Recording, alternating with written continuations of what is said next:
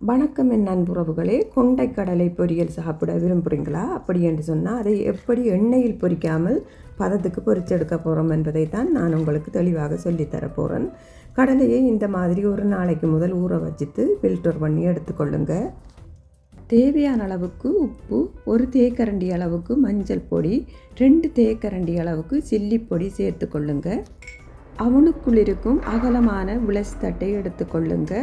இப்போ கடலையை தட்டில் போட்டு நல்லா எல்லா பொருட்களும் சேரும் வரைக்கும் நல்லா கலந்து விடுங்க.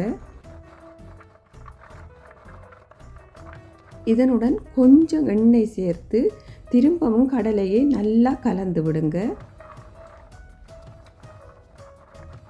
இந்த நேரத்தில் அவனை புல் கீற்றில் வச்சு கொள்ளுங்க.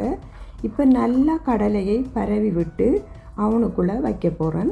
கொஞ்ச நேரத்துக்கு ஒரு தடவை கடலையை இந்த மாதிரி குலுக்கி விடுங்க. அப்போ தான் எல்லா கடலைகளும் ஒரே மாதிரி பொரியும்.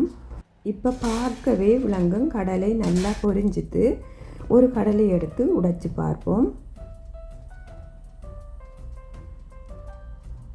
இன்னும் கொஞ்ச நேரத்தில் கடலையை இறக்கி எடுத்து கொள்ளலாம். இப்போ நான் கடலையை இறக்கி எடுத்துட்டேன். இறக்கிட்டு கொஞ்ச நேரம் ஆற விடுங்க. ஆறுனத்துக்கு பிறகு ஒரு கடலையை உடைச்சி காட்டுறேன்.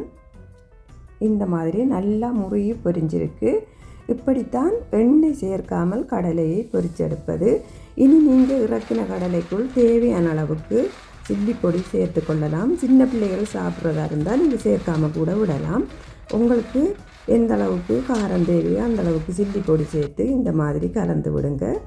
இந்த மாதிரி நீங்களும் செய்து பாருங்கள். இன்னும் ஒரு சமையல் குறிப்புடன் உங்களை சந்திக்கும் வரை உங்களிடமிருந்து விடைபெற்று செல்வது உங்கள் அன்பு திருப்பதி. நன்றி, வணக்கம்.